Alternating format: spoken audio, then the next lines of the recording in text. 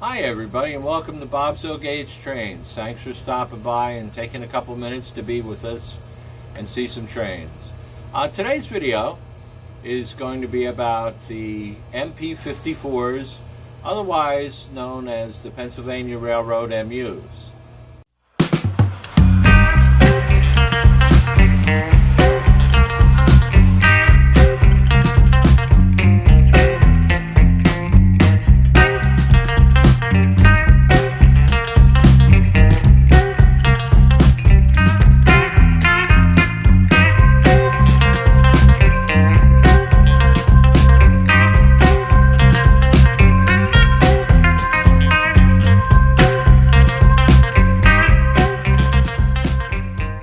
Although Pennsylvania Railroad was not the only railroad that used these. SEPTA used them, Pennsylvania used them, Long Island Railroad used them. A few other railroads did use them, and depending on what railroad, some ran on a third rail and some ran on a catenary. The two sets I have are both Pennsylvania Railroad, so they will have catenary. The unique thing about these two sets is I never realized it until I got the second set. The first set I bought was a two-car add-on when they released them in a catalog. Years later, I found a dealer that had a second set available, so I picked it up. And I took everything is identical. It has the same product number, the same number on the car. Everything is identical. The bell is the same, but for some reason, got me. There's a different whistle, or in this case, different horn in each unit. I don't really care. It gives it, each train its own identity. So I think it's kind of cool, but how the same product number and the same item number ended up with two different horns in it, I don't know, but I don't care. I like it the way it is. So sit back and enjoy. We're going to run two Pennsylvania MU trains. I'm going to be running them on track number 1 and number 2. And I'm going to be running one set with the pantagraphs down and one set with the pantagraphs up. The reason for that, a couple of videos ago I did a review on the Menards Bridge. The Menards Bridge is by far one of the greatest accessories I do have. I love it. It's fantastic. Great deal for the money. And as always, Menards really put out a good product. But on each side of the towers, there's one cross beam that is too low for catenary. So if you do buy the bridge, I've already emailed them my findings. Hopefully they'll fix it. If you do run anything with a catenary through the Menards Bridge, do not run it with the catenary up. You'll probably rip it off, and that's not a good thing. So the inside train that has 4 cars is going to be running with the catenary down because it's going to be going through the bridge. And track 2 is going to be running with the catenary up because there is no bridge. So, and long story short, I think I've found a fix on how to make it work and modify the Menards Bridge, but I really need to be 1000% sure how I think I can fix it will actually work without damaging the bridge. So there'll be more about that in future videos. But sit back and enjoy. Grab a snack, a cold drink, put your feet up, and enjoy some good trains. We're going to be running the Pennsylvania Railroad MP54s, also known as the MUs. And here they are. These are the Pennsylvania Railroad MUs, also known as the MP54s. They were built between 1908 and 1937, so not that far after the turn of the century. They were in service on the Long Island Railroad between 1908 and 1972, believe it or not, and even more than that on the Pennsylvania Railroad between 1915 and 1981. They were called MP54s, which meant motor for the M, the P meant passenger, and they were 54 feet long, so therefore MP54. They were run by a couple different railroads, the Long Island Railroad, Pennsylvania Railroad, SEPTA, Penn Central, and the PRSL.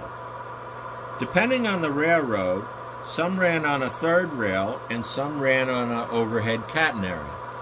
The Pennsylvania Railroad did use overhead catenary, and I believe the Long Island Railroad did use third rail. So depending on the line of service or where their destination was, they usually ran from Washington, D.C. all the way up to New Haven, Connecticut, and they also ran in great length on Long Island. There are currently 15 of these remaining coaches that are still around. Some are operable, some are not, but all of them have had their motors removed. Some have been restored and are used in tourist railroads, so in various forms of condition from not so good to operational, there are 15 of these still laying around. Now, I said in the introduction, what was kind of funny about this is it has the same item number. Each one has the same road number. Everything is identical, but for some reason, one has a different whistle or different horn than the other. Why? Got me, but I don't really care. It gives each one an identity, so I kind of like that they have different horns. This is the horn on the one. This is the left-handed one. This is actually the second one that I had purchased some time ago after the original. And this is the horn on the original.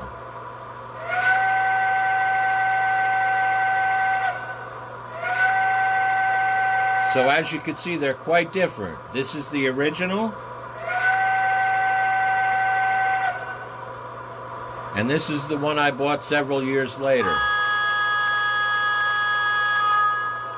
The bells on each are identical. The horns are the only thing that is different. But it doesn't bother me. I actually kind of like it that way. I took the cars apart when I did buy them to add motormen in the front of the locomotive to run the train. And I added passengers, so both cars will have passengers. So let's get the trains running.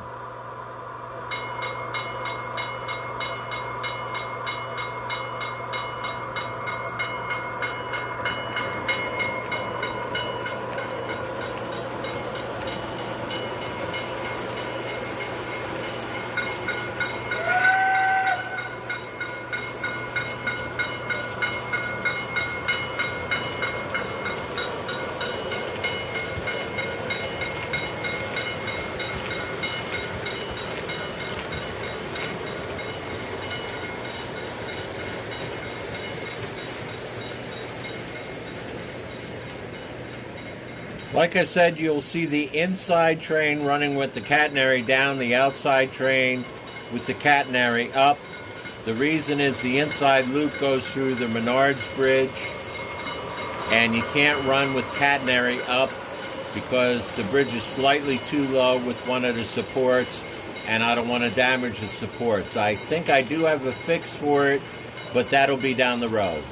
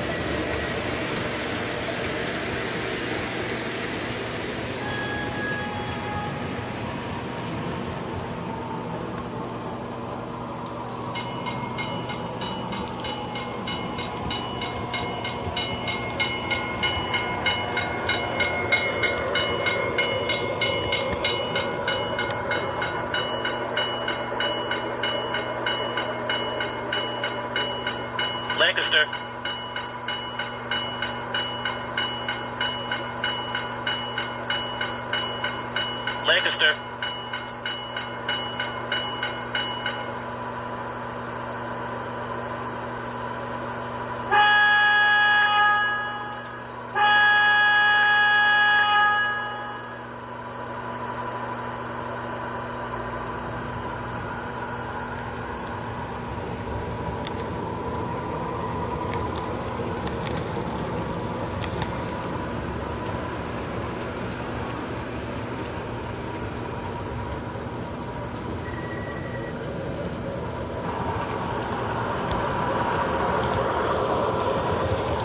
Coatesville.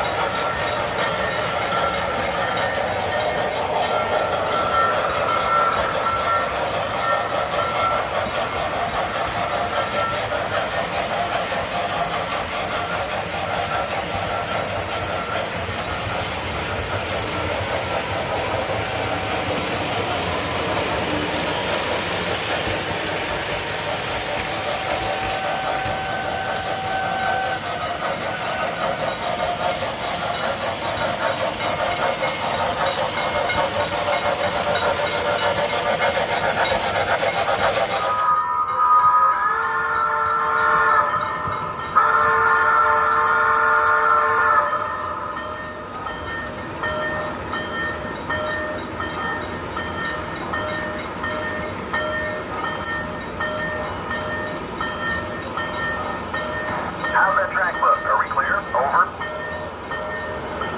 Affirmative, the track is yours. Over. How's that track look? Are we clear? Over. Affirmative, the track is yours. Over.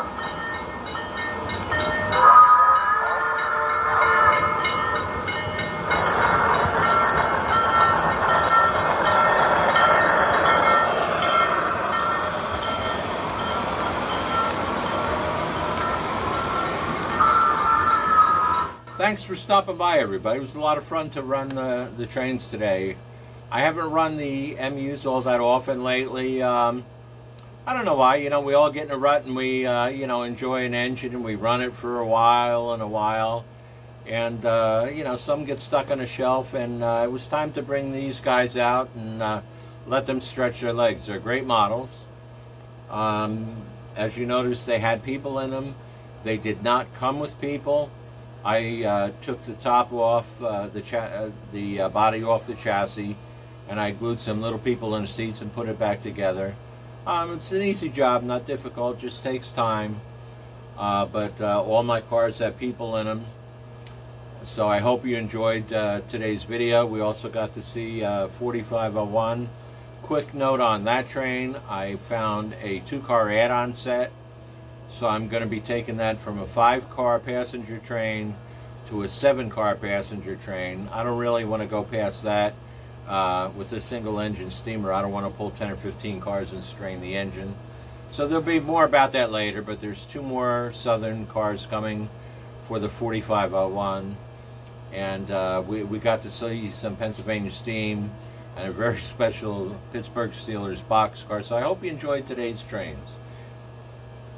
There's going to be a lot of things very interesting coming up within the next month or so. I'm making several road trips, which I'm going to include some video footage of. I'm taking a ride out to Port Clinton, Pennsylvania in a couple weeks. I'm taking a ride on the Reading and Blue Mountain 2102. As most of you know, that's a newly restored back to service Reading T1 owned by Andy Muller. I'm going to be on that in a couple weeks. Backed up real close to a couple days after that. I'm going down to Clifton Forge, Virginia to spend 3 days at the C&O Heritage Center to visit with my old friend Chesapeake and Ohio 614. As most of you know, I got to work on that engine for 6 years back in the 1990s. I have a special love and interest in that engine. It's the first real steam engine I got to work with, so I'll never forget the experience. And as always, I always thank Mr. Ross Rowland for giving me the opportunity to join his crew. So that'll be coming up shortly thereafter, the Reading. And I also plan on making a road trip down to New Hope and Ivyland to see the New Hope and Ivyland Railroad. I've been there many times, but it's been a while since I've been down there, so it's time to get back. So there's going to be a lot of real train action and some road trips. A lot of exciting things coming up in the real train world. A lot of exciting things coming up in the layout. There's going to be some change-ups on the channel. I don't want to let too much out early, but I think all great things. So I thank you all for joining. Without your support, there wouldn't be a channel. So thanks for stopping by. As usual, if you're not a subscriber, please hit the subscribe button. Hit the bell notification button. And feel free to leave a comment. I enjoy hearing from each and every one of you, and I answer everybody back. We've had some interesting conversations. I've had some really, really great suggestions, some of which I've actually implemented on videos and in the layout. And you know, if I've helped you with one or two things that you were a little unsure of, so be it. So feel free to leave a comment and make sure to leave a thumbs up. Also visit my Instagram page. I do have a page on Instagram as well as YouTube, so please visit both. You'll find a lot of really exciting things. So I hope to hear from you all. Thanks for stopping by. Everybody take care and be safe.